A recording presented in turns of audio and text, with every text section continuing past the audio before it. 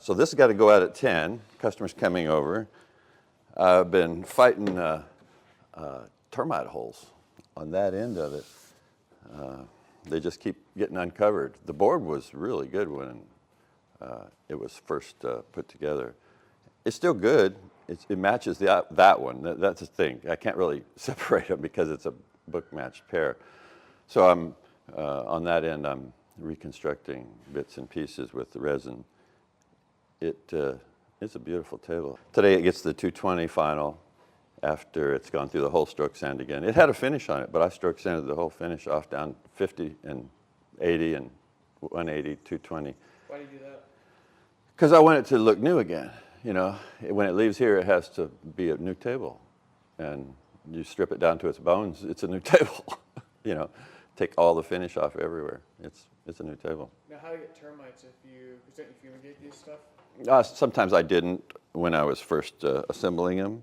And it sits here long enough, it can get cross-contaminated from something I didn't fumigate.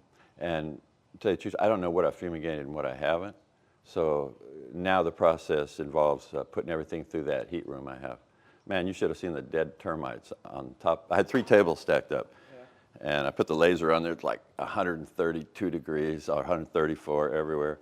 And as I pulled off the first one, I could just see scattered with termites dead on the table below because they just ran out of that hot wood and died dehydrated.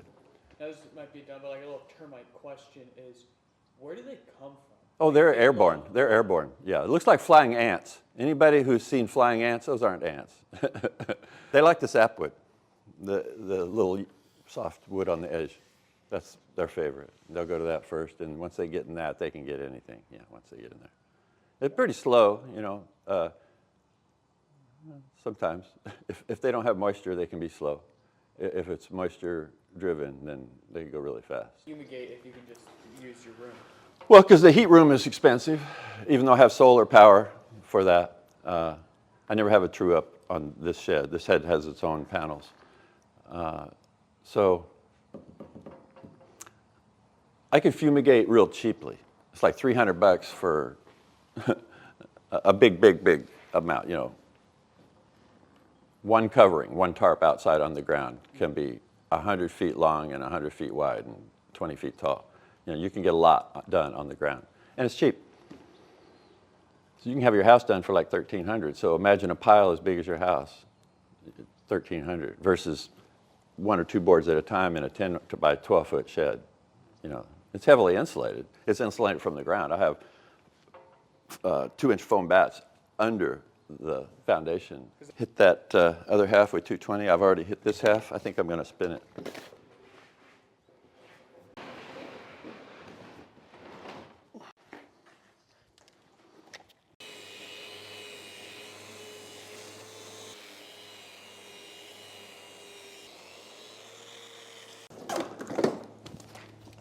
Time to put on some finish.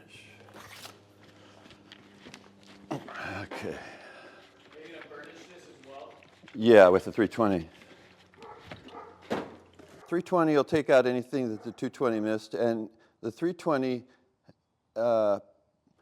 pad is very fine grain, and it'll plug really fast, and it won't scratch. I could have easily used a 400 pad, but I have 320. And that's well past 220. Or I could have used a 500 or 1,000 grit.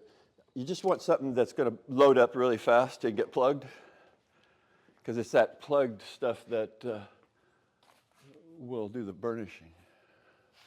But if you get too much on there, then it starts to make a smudge, and then it's time to change your pad. It's a little technique thing that I kind of figured out. I'll give them the lowdown on how to do it, and I furnished the screws and a little driver.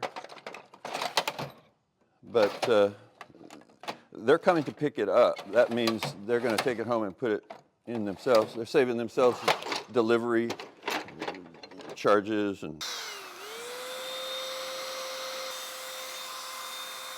This is a wipe-on finish, so spraying it isn't necessary. You just wipe it on, wipe it off. Why do you use because if I use cloth and I catch something that's sticking out, the cloth will be so strong it'll just rip the wood off and not give me a chance to glue it down. I'm just trying to level it out a little bit just to get everything wet. What finishes have you tried besides this? Oh, shellac. Shellac's kind of fun. It's kind of my favorite, but it doesn't lend itself to quickness. It's really slow. So now I'm just going with the grain. Just take it off, you know, you put it on, take it off. I see a couple of places I need to sand. Hopefully I don't go through it.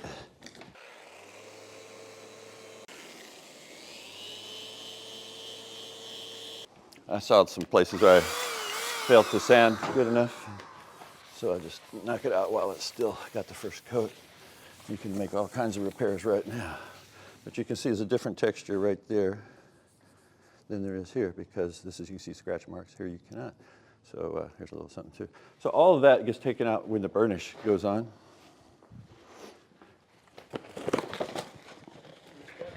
Quick reflexes. Let's see here. This is the 320. So this is almost burnishing right there. There won't be any dust created. How did you discover burnishing? Was it an Accident, yeah, by accident. I didn't know.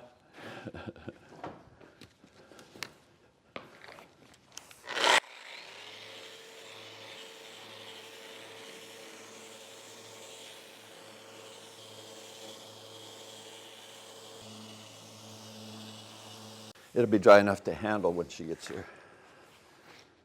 You said it takes how long to dry? 4 hours for it to get hard, but in the sun, it'll dry pretty fast on our way home.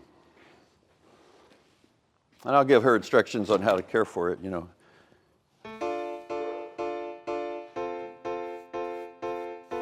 If you like the videos, please subscribe. It helps me do more videos and bring more content to more users. Thank you.